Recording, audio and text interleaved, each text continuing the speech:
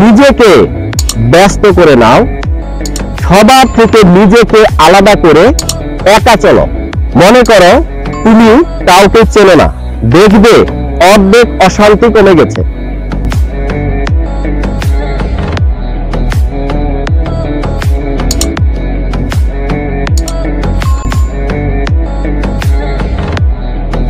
কিভাবে নিজের মূল্য বাড়াবেন?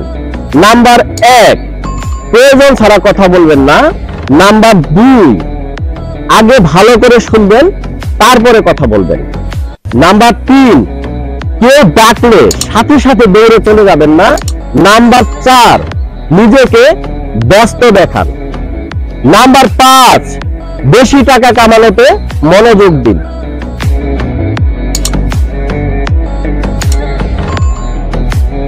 স্বামী স্ত্রী না খেয়ে থাকলেও দূরে থাকবেন না, একসাথে থাকবেন, একসাথে বাঁচবেন।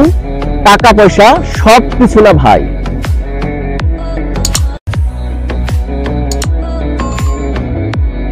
সাত ধরনের ব্যক্তিদের কবরে প্রশ্ন করা হবে না। নাম্বার 1, যারা শহীদ হয়েছেন। নাম্বার 2, সাদিক অথবা সত্যবাদীদেরকে।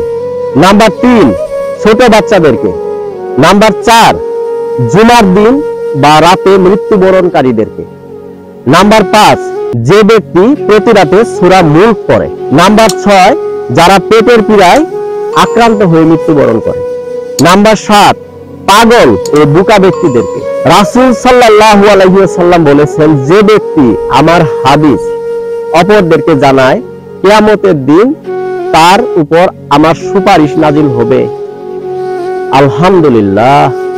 একজন মা 6টি জিনিস চান। নাম্বার 1, আমার সন্তান যেন আমাকে মা বলে ডাকে। নাম্বার 2, আমার সন্তান যেন কখনো খালি পেটে না থাকে। নাম্বার 3, আমার সন্তান যেন কখনো অসুস্থ না হয়। নাম্বার 4, আমার সন্তানকে যেন কারো দাঁড়ে দাঁড়ে ঘুরতে না হয়। নাম্বার 5, আমার সন্তান যেন দীর্ঘায়ু হয়। নাম্বার 6, আমার সন্তানের যেন কোনো কষ্ট না হয়।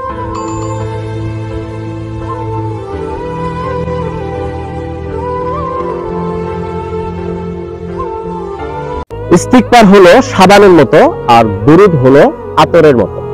আজ থেকে সবাই বেশি বেশি ইস্তিগফার ও দুরূদ পড়ব ইনশাআল্লাহ। বেনামাজি ব্যক্তির মৃত্যুর সময় 3টি শাস্তি হবে। নাম্বার 1, লজ্জা ও অপমানের সাথে মৃত্যুবরণ করবে। নাম্বার 2, ক্ষুধার্ত অবস্থায় মৃত্যুবরণ করবে। নাম্বার 3, এমন ক্ষুধার্ত অবস্থায় মৃত্যুবরণ করবে যে সমুদ্র পরিমাণ পানি পান করালেও তার পিপাসা মিটবে না। হে আল্লাহ, আপনি আমাদের সবাইকে দৈনিক 5 ওয়াক্ত নামাজ সহি শুদ্ধভাবে আদায় করার তৌফিক দান করুন। আমিন।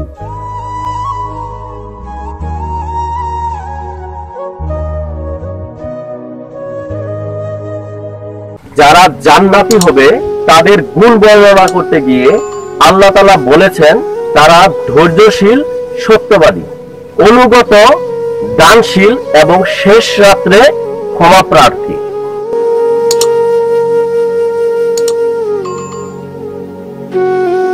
ভালো কিছু আসতে একটু সময় নেয়, কিন্তু যখন আসে তখন হৃদয় প্রশান্ত করে দেয়। আলহামদুলিল্লাহ।